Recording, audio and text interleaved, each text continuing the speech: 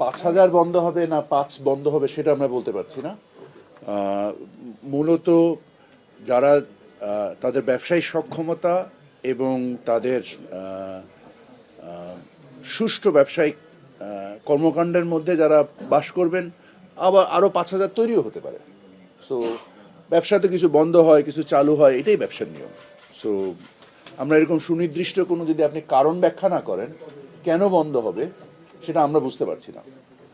So আমার এজেন্সিগুলো হচ্ছে তাদের অন্যান্য এজেন্সির সাথে বিটুবি একটা চুক্তি করে এবং দেখা যায় অনেক সময় তারা কিছু টাকা সাশ্রয়ের জন্য পার্শ্ববর্তী দেশের থেকেও তারা বিভিন্নভাবে টিকিট ক্রয় বা এই যে একটা ব্যবস্থা করে থাকে।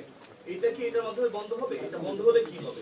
আমরা বলেছি যে আমাদের স্পেশালি বিএমইটির যারা বিএমইটির এটা আছে smart card, smart immigration card, card, না ওটা আমরা বাংলায় কি বলি, বৈদেশিক বহির্গমন আমাদের বিএমইটি বাংলাটা কি? ও জনশক্তি কর্মসংস্থান ও প্রশিক্ষণ ব্যুরো। আচ্ছা, এই জনশক্তি কর্মসংস্থান প্রশিক্ষণ ব্যুরোর কার্ডধারী যারা প্যাসেঞ্জার আছেন, যাত্রী আছেন, এনাদের উৎস দেশ অথবা গন্তব্য দেশ ব্যতীত কোথাও থেকে ওনারা টিকিট কাটতে পারবেন না। সো পার্শ্ববর্তী দেশ থেকে টিকিট কাটার যারা বিএমইটির কার্ড হোল্ডার, এনাদের আর সুযোগ থাকবে না। বাকি সবার ওপেন, বাকি সব ওপেন, সবই ওপেন। বিকজ আমাদের এই মূলত মধ্যপ্রাচ্যগামী যে আমাদের যাত্রীরা আছেন, এনারা একটা ব্যাপক প্রতারণার শিকার হন এবং এই প্রতারণাকে বারিত করার উদ্দেশ্যেই আমরা এই অধ্যাদেশ করেছি। সো আপনারা দেখেছেন ম্যাডাম সেক্রেটারি যখন আপনাদেরকে ব্যাখ্যা করেছেন যে আমরা খুবই ওয়াইডার স্পেকট্রামে ব্যাপারগুলোকে উপলব্ধি করার চেষ্টা করেছি। যে জিনিসগুলো 2017 সালে যে আইন ছিল, এই আইনের স্পেকট্রাম অনেক ন্যারো ছিল। এখানে আমরা air operator, GDS, NDC, travel GSA এবং ট্রাভেল এজেন্ট সকলকে সম্পৃক্ত করে একটা জবাবদিহিতামূলক অবস্থার সৃষ্টি করার চেষ্টা করেছি, যার বিনিময়ে যে সিন্ডিকেশন যেভাবে হতো, মানে দুর্বৃত্তমূলক কর্মকাণ্ডে যারা জড়িত ছিল, তাদের দুর্বৃত্তায়নের কাজকে আমরা জটিল করে দিয়েছি, যে তারা যেন আর এই জিনিসগুলো এত সহজে করতে না পারে। সো তারা যে উপায়গুলোকে মাধ্যম হিসেবে ব্যবহার করে এই দুর্বৃত্তায়নের সিন্ডিকেশন করত, সেটাকে আমরা বন্ধ করার প্রাণান্ত চেষ্টা করেছি। এই মন্ত্রণালয়ের সকলে দিনরাত পরিশ্রম করেছে, আমরা শেখার চেষ্টা করেছি, জানার চেষ্টা করেছি, বোঝার চেষ্টা করেছি, করে আমরা অংশীজনদের সাথে আলোচনা করেছি, বিশেষজ্ঞদের সাথে পরামর্শ করেছি, করে আমরা এমন একটা ব্যবস্থা তৈরি করার চেষ্টা করেছি যেখানে সিন্ডিকেশন হওয়ার ক্ষেত্রে যত বড় প্রতিবন্ধকতা তৈরি করা যায়, আমরা সকল প্রতিবন্ধকতা তৈরি করেছি। স্যার, একটু ভিন্ন বিষয় একটু জানতে চাই। আজকে বাংলাদেশে আইপিএল সম্প্রচার বন্ধ করেছে আইপিএল সম্প্রচার, ইন্ডিয়ান প্রিমিয়ার লিগ বাংলাদেশের সম্প্রচার বন্ধের একটি প্রজ্ঞাপন। আমরা আজকে এটার বাইরে কেন যাচ্ছি? আমরা আজকে আপনি ক্যাবিনেটের একজন সিনিয়র উপদেষ্টা এবং আপনি বাণিজ্য উপদেষ্টা, স্বভাবতই আপনার কাছে এই প্রশ্ন আসে। বারেবারই সবাই বলছেন যে অর্থ বাণিজ্য এবং রাজনৈতিক কূটনৈতিক সম্পর্ক আসলে আলাদা। আপনি কি আসলে মনে করেন যে কোনো ধরনের বাংলাদেশের সাথে ভারতের নতুন করে কোনো টানাপোড়েন তৈরি হবে না এটি সম্প্রচার বন্ধের ফলে? আমি আপনার মাধ্যমে এই বিষয়টা জানলাম, আমি এর আগে জানি না। সো এই বিষয়ে মন্তব্য করার জন্য আমি এই মুহূর্তে প্রস্তুত না।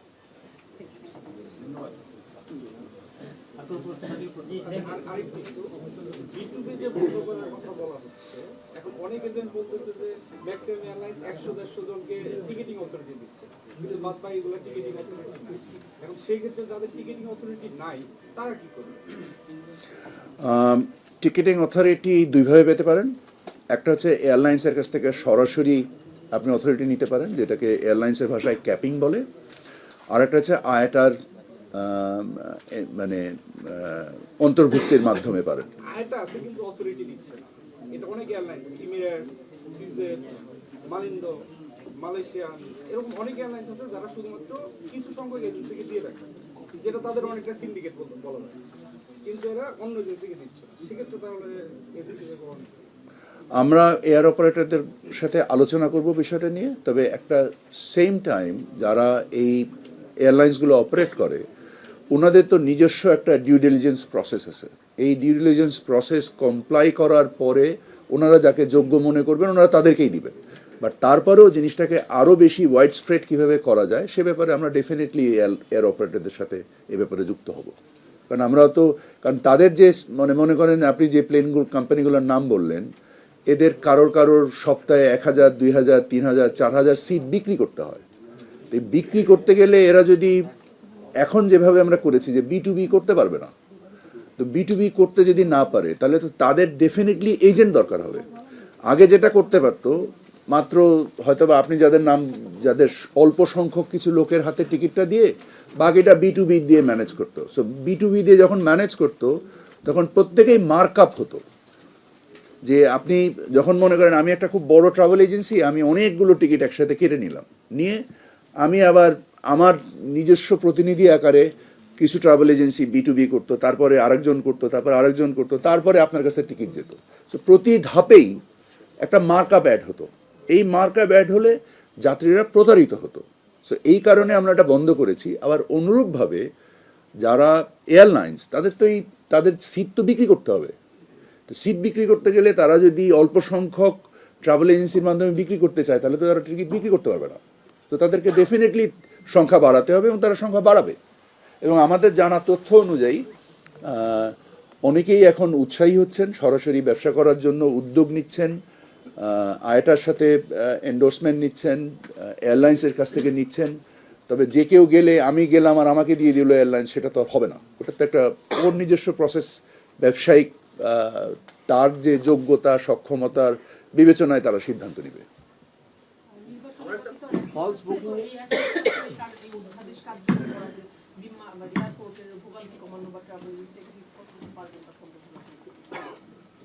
একই সাথে আমার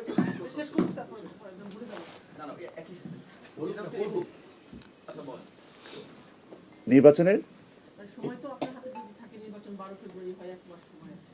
সেক্ষেত্রে এই অধ্যাদেশটা হলো এটা কার্যকর করার জন্য কতটুকু সময় আপনি পাচ্ছেন? এবং কারণ এয়ারপোর্টে হয়রানি এটা দীর্ঘদিনের, আপনি তো এখানে উপদেষ্টাও, সব মিলে এটা বন্ধ করার জন্য তো এগুলো করছেন। একদিকে ট্রাভেল এজেন্সি, অন্যদিকে এয়ারপোর্টে আপনি কতটা করতে পারেন? আমরা আজকে শুধু টিকিট কেন্দ্রিক যে সিন্ডিকেশনটা হয় সেটাকে অ্যাড্রেস করার জন্যই আমাদের এই অধ্যাদেশ।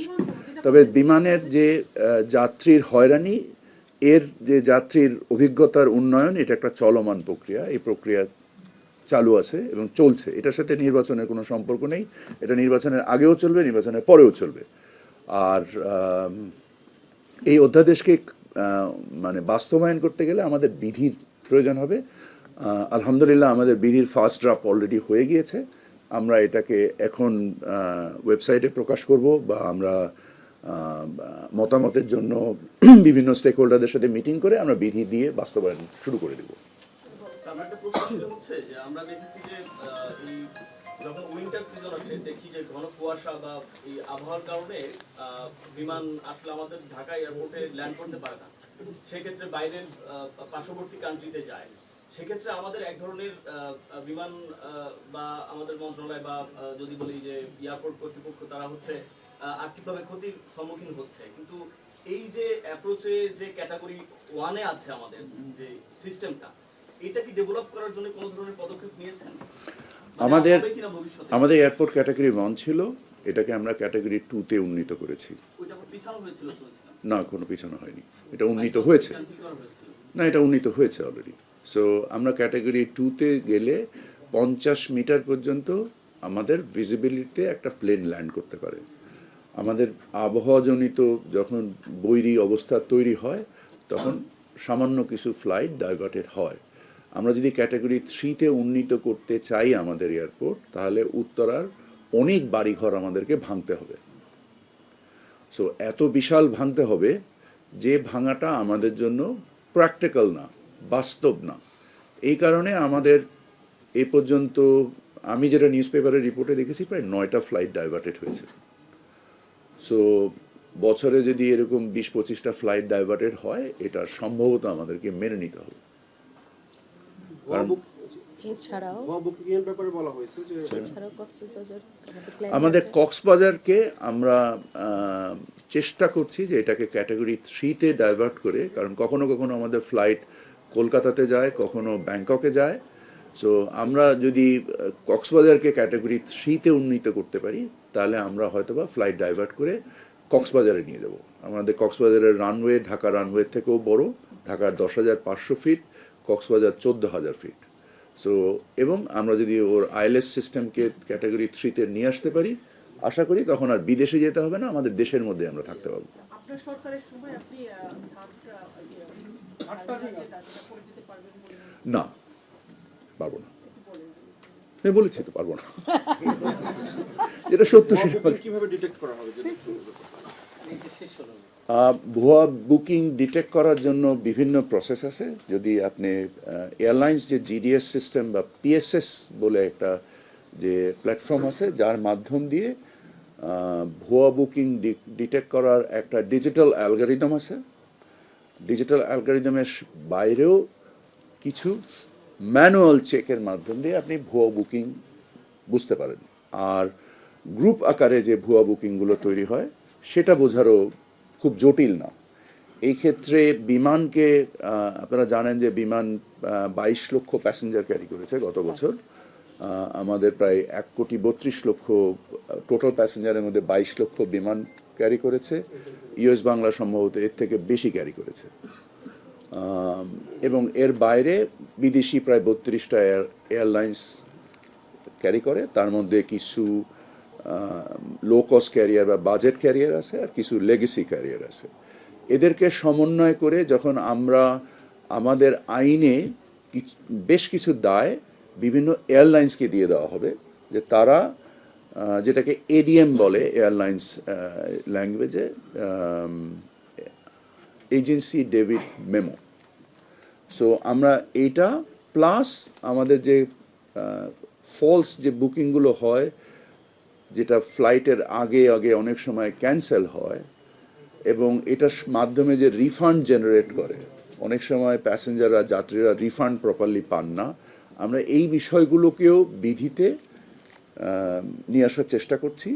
সামগ্রিকভাবে আমরা যতটুকু বিভিন্ন বিশেষজ্ঞ এবং বিভিন্ন অংশীজনের সাথে আলোচনা করে যতটুকু শিখতে পেরেছি, এবং আমাদের মন্ত্রণালয়ের সকলের ঐকান্তিক প্রচেষ্টায় আমরা প্রত্যেকটা পদক্ষেপই ম্যাপ করার চেষ্টা করেছি, এবং সেখান থেকে যে যে দুর্বৃত্তায়নের যে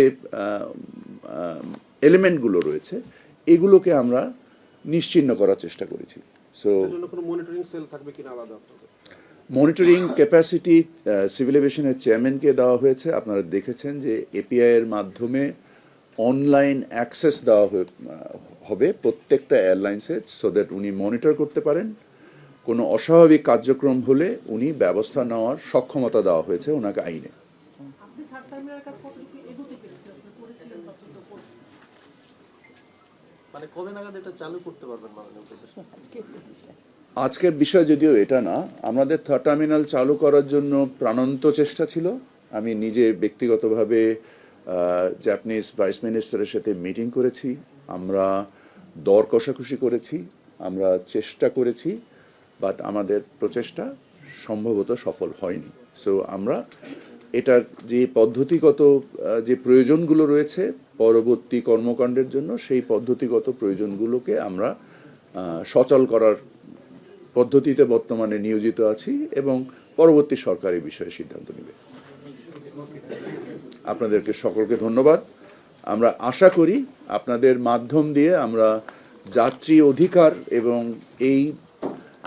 এই সেক্টরে আমাদের যে মানে প্রবাসী যারা শ্রমিকরা কাজ করেন, তাদেরকে যে প্রতারণা তৈরি করা হয়েছিল বিভিন্ন সিন্ডিকেটের মাধ্যমে, অসাধু এয়ার অপারেটর, অসাধু জিএসএ, অসাধু ট্রাভেল এজেন্সি, এই অসাধুতাটাকে আমরা থামাতে চেয়েছি। আর যারা ভালো তাদেরকে আমরা আশা করি তাদের মাধ্যমে বাজারে সুষ্ঠু প্রতিযোগিতাশীল, আমি যেটা আগেও আপনাদেরকে বলেছি যে টিকিটের মূল্য কমানো আমার লক্ষ্য না, টিকিটের মূল্য যৌক্তিককরণ আমার লক্ষ্য।